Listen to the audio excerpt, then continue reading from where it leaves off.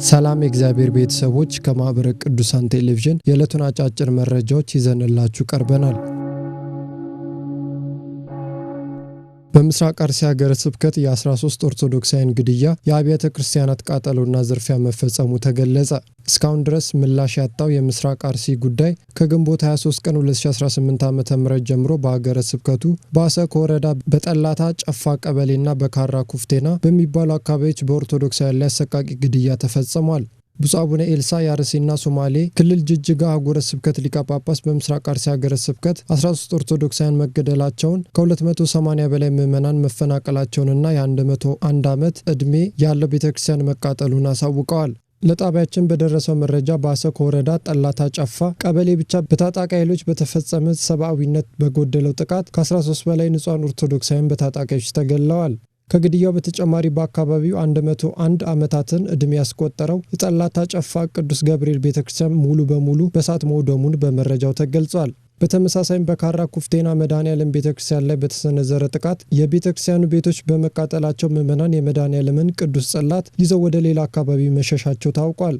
በተጨማሪም ኦርቶዶክሳውያኑ በሃይማኖታቸው ብቻ ቤታቸው እየተለየ መቃጠሉ እንዲሁም ንብረታቸውና ከብቶቻቸው መዘረፋቸው በመረጃው ተጠቅሷል። በተያያዘ ዜና በሀገረ ስብከቱ ሽርካ ወረዳ ሚታና ዋጂ ቀበሌ በሚኖሩ በሁለት ወጣት ኦርቶዶክሳውያን ላይ በተፈጸመ ዘግናኝ ግድያ አንደኛውን በስለት አርደው ሁለተኛውን ደግሞ በጥይት በመምታት በጭካኔ እንደገደላቸው ተገልጿል። የእነዚህ ወጣቶች ስርዓተ ቀብር ግንቦት 24 ቀን 2018 ዓ.ም በጋዶ ማህደረ ሰባት ቅድስተ ማርያም ቤተክርስቲያን ተፈጽሟል። ይህንን ዘገባ እስከምንዘግብበት ድረስ የሟቾች ቁጥር ሊጨምር ይችላል። ብፁዕ አቡነ ዲሜጥሮስ ክህነት ከፍተኛ ኃላፊነትን የሚጠይቅ በመሆኑ የተሾሙት ዲያቆናት በታማኝነት ቤተክርስቲያንን ማገልገል እንዳለባቸው ተናገሩ። የመካከለኛው ምስራቅ ሀገረ ስብከት ሚዲያ እንደዘገበው ብፁዕ አቡነ ዲሜጥሮስ ከተለያዩ የተባበሩት አረብ ኤሚሬትስ ከተሞች ለተውጣጡ 27 ህጻናት ዲያቆናትና ለአንድ መምህር ስልጣነ ክህነት ሰጥተዋል ብሏል። ብፁዕነታቸው በንግግራቸው ክህነት ከፍተኛ ኃላፊነትን የሚጠይቅ በመሆኑ የተሾሙት ዲያቆናት በስርዓትና በታማኝነት ህይወታቸውን በመምራት ቤተክርስቲያንን እንዲያገለግሉ አሳስበዋል። በተጨማሪም ወላጆች ልጆቻቸው በሃይማኖትና በስነ ምግባር በማሳደግ ለዚህ አገልግሎት እንዲበቁ ላደረጉት ጥረት አመስግነዋል። የፈለገ ጥበብ ብሉያትና አዲሳት ምስክር ጉባኤ ቤት ያስተማራቸውን ደቀ መዛሙርት ማስመረቁን የደብረ ማርቆስ ማዕከል ገለጸ።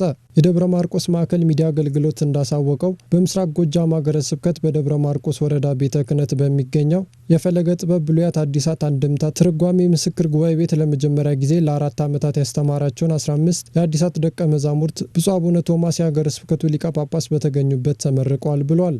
በመርሃ ግብሩ ላይ በቀረበው ሪፖርት ማዕከሉ በዋናው ማዕከል አስተባባሪነት በካናዳ ከሚኖሩ ምዕመናን ባገኘው ገንዘብ ጉባኤ ቤቱን የመደገፍና ሌሎች ስራዎችን እየሰራ መሆኑ ተመላክቷል። ብፁዕነታቸው እንዳሉት እየተገነባ ላለው የደቀ መዛሙርት መኖሪያ መጠናቀቅ በጎ አድራጊ ምዕመናንና ባለድርሻ አካላት የበኩላቸው እንዲወጡ ጠይቀዋል። በጥንታዊው የካራት ደብረ ገነት ቅድስት ሥላሴ ቤተክርስቲያን ላይ ድንገተኛ የእሳት አደጋ ተከሰተ። በጋሞና አካባቢ ዞኖች ሀገረ ስብከት በኮንሶ ዞን ወረዳዎች ቤተ ክህነት ስር በሚገኘው በካራት ደብረ ገነት ቅድስት ሥላሴ ቤተክርስቲያን ላይ ድንገተኛ የእሳት አደጋ መከሰቱ ተነግሯል። በዚህም አደጋ የቤተክርስቲያኑ ጣሪያ ላይ መጠነኛ የመቃጠልና የመጎዳት አደጋ የደረሰ ሲሆን በንዋያተ ቅዱሳት ላይ ግን ምንም አይነት ጉዳት እንዳልደረሰ ታውቋል። አደጋው በአካባቢው ምዕመናን ርብርብና ጥረት በአሁኑ ሰዓት ሙሉ በሙሉ በቁጥጥር ስር መዋሉን የሀገረ ስብከቱ ሚዲያ በመረጃው ጠቁሟል። የአደጋው መንስኤ ምን እንደሆነ ከሚመለከታቸው አካላት ጋር በመቀናጀት እየተጣራ እንደሚገኝም የሀገረ ስብከቱ ሚዲያ ጨምሮ ገልጿል። የአርባ ምንጭ ማዕከል ተመራቂዎች ያገኙትን እውቀት ለቅድስት ቤተክርስቲያን አገልግሎት እንዲያውሉ ታሳሰበ። በማህበረ ቅዱሳን የአርባ ምንጭ ማዕከል በልማት ተቋም ስር ለ9 ወራት የተማሩ 119 የበገና ዘማሪያን በአርባ ምንጭ ደብረ ኃይል ቅዱስ ገብርኤል ቤተክርስቲያን መመረቃቸውን ገልጿል። ዲያቆን በየነ ባንዳ የማዕከሉ ሰብሳቢ ማህበረ ቅዱሳን የቤተክርስቲያን ቅርስ የሆነውን በገናን ለማስቀጠል ሰልጣኞችን እያሰለጠነ መሆኑን አስታውሰዋል። አክለውም ተመራቂዎች በሰለጠኑት መሰረት እውቀታቸውን ለቅድስት ቤተክርስቲያን አገልግሎት ብቻ እንዲያውሉ ሲሉ ተናግረዋል። በበገና አገልግሎት ለመጽናት መንፈሳዊነት ይጠይቃል ያሉት በማዕከሉ የኢንቨስትመንትና ሀብት ልማት ቦርድ ሰብሳቢ ጌታቸው አበበ በቀጣይም ተጨማሪ ስልጠናዎች እንደሚሰጡ ገልጸዋል። በወላይታ ሶዶ ማዕከልና በግቢ ጉባኤ አስተባባሪነት የደም ልገሳ መርሃ ግብር መከናወኑ ተገለጸ።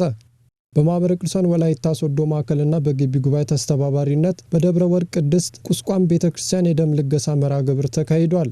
የደብሩ አስተዳዳሪ መጋቤ ሮያን ቀሲስ ሚንዳ አባተ ደም መለገስ አንዱ የጽድቅ ተግባር ነው ያሉ ሲሆን ጤናማ ሰዎች ደማቸውን በመስጠት የሰው ሕይወትን ማዳን አለባቸው ብለዋል። የደም ባንክ ተወካዮች በበኩላቸው በተደረገው ተግባር የብዙ እናቶችንና በደም እጥረት የሚሰቃዩ አካላትን የሚታደግ እንደሆነ ጠቅሰዋል። በተመሳሳይ ዜና በማኅበረ ቅዱሳን የሐዋሳ ማዕከል ደም ልገሳ መርሃ ግብር በደብረ ምሕረት ቅዱስ ገብርኤል ገዳም መካሄዱን አሳውቋል። መረጃው በማኅበረ ቅዱሳን የወላይታ ሶዶ ማዕከል ነው።